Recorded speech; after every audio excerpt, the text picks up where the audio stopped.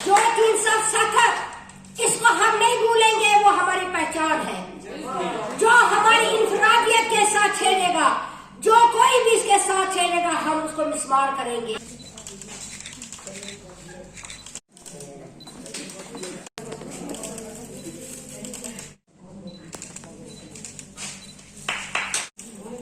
पढ़ाई करनी है, उसमें भी ये बाहर के प्रोफेसर्स को ला रहे हैं, टीचर्स को ला रहे हैं। हमारे कहाँ जाएंगे लोग? कल को आप पीजी करके खत्म करोगे, एमए यहाँ पे बैठे हैं, बीएड बैठे हैं।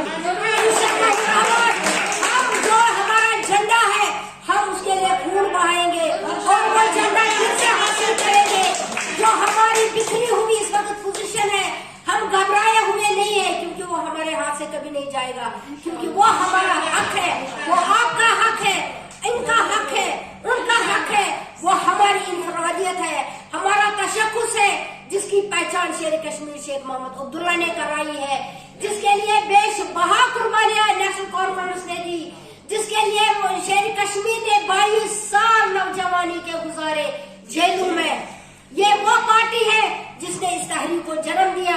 हम मरते दम तक इस तहरीक को आगे बढ़ाएंगे।